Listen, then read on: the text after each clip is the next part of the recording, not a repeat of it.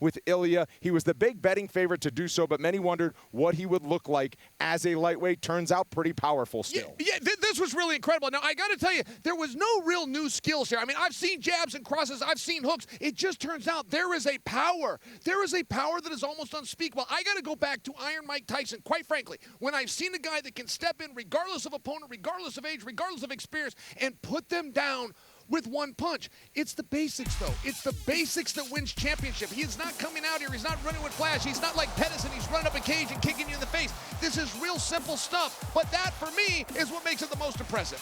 Yeah, I mean, on the X's and O's, as Chael said, it is basic stuff. He doesn't throw any kicks. He controls his balance. It's 1-2, 1-2, 3. He pulled Charles back into it and then landed the 1-2-3 after he landed the 1-2. I mean, this is boxing 101.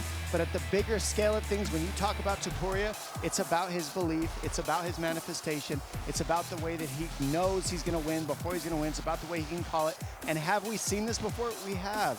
We have seen this with Conor. So to say it's unbelievable, and I've never seen anything like it, it's another stratosphere. How many times can you say that? We have seen this. It's okay that somebody's as good as Conor was, and maybe better. We just have time to see it. Well, we certainly have reloaded in the superstar department that is the lightweight division. There's a lot of big names, and now Ilia joins a star-studded lineup. What did you think about a knockout that took less than a half a round, 2 minutes, 27 seconds before he gets him out of there? Well, when you carry that type of power, the knockout itself isn't the shocking part. I think one of the most impressive parts is that he didn't take advantage of a mistake that Charles made. I thought Charles fought a really good fight for the short amount of time that they were in there. You could tell his game plan was to stay long with the kicks, and then when Ilia would start to close the distance and throw big shots, he'd kind of clinch and try to weigh on his head. He shot the takedowns. He didn't end up getting it, but he did a good job of attacking from the bottom. Charles fought a pretty good fight. He just wasn't good enough, and that's the difference. Sometimes you end up in these situations where one guy is just real good and he takes advantage of a mistake quickly and it happens just like that. That didn't happen here. He just beat him every step of the way. Dom, what we haven't seen before, the skill set might look familiar in terms of an amazing skill set for Ilia Topuria, but a knockout of Alexander Volkanovski, nobody really has done that before. Max Holloway has never really knocked down. He knocked him out. Now he moves up a weight class. Can you speak to the last 3 fights for Ilia Topuria and a different level that he has entered because of the names and the results that he has produced? Yeah. That part. You just nailed what's the difference. It's the level of competition that he fought on the way up to the same records as Conor McGregor.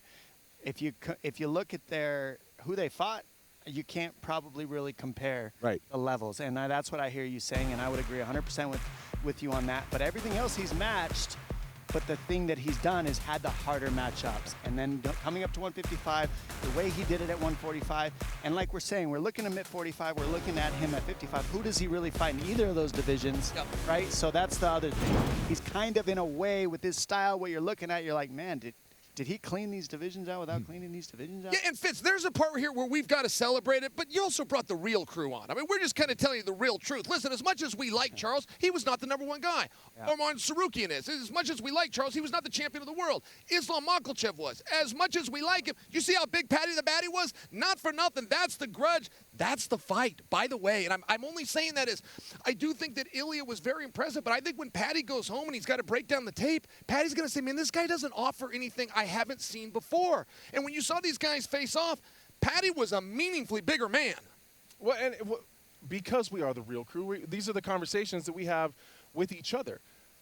Charles Oliveira has been dropped. We've seen Dustin Poirier put him down. We've seen Justin Gaethje put him down. We've seen Islam Makhachev put him down. Now, no one's put him out the way that he was just put out completely, but at some point in time, those things are going to happen if your career is long enough. Now, I don't think Topuria is doing anything different. I think he's really fundamentally sound, and it's a lot of fun. But I'm really excited to see him mix in with a lot of these younger 155-pounders. Sarukian is young. He's big. He's strong. He's got a different skill set. Paddy Pimblett has an amazing skill set. He's big. He's young. He's strong. He's a great grappler. And I'm excited to see these different matchups and what they mean. By the way, did Paddy just burn Sarukian?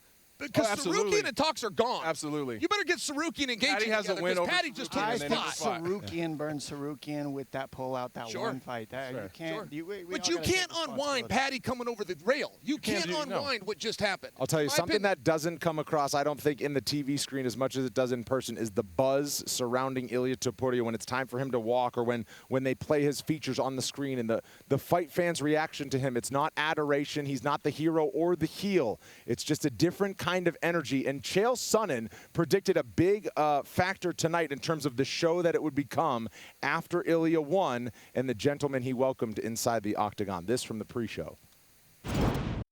Whoever is next for tonight's main event, the guy that wins this fight, the next fight is in the building tonight. And by the way, it's two different people. If Charles Oliveira wins, they will look at Arman Sarukian as though that was the plan all along. But if Ilia Topuria wins, he will get the microphone, and his final words will be to Paddy the Baddy, who will not take it. Paddy the Baddy will come into the cage. They will have a face-off. You think Ilia Topuria is a nice guy because he's so handsome? He is not a very nice guy. He is mean and nasty, and there's only one person he doesn't like. It's Paddy the Baddy, who he said about, and I quote, "I hate you." From the pre-show.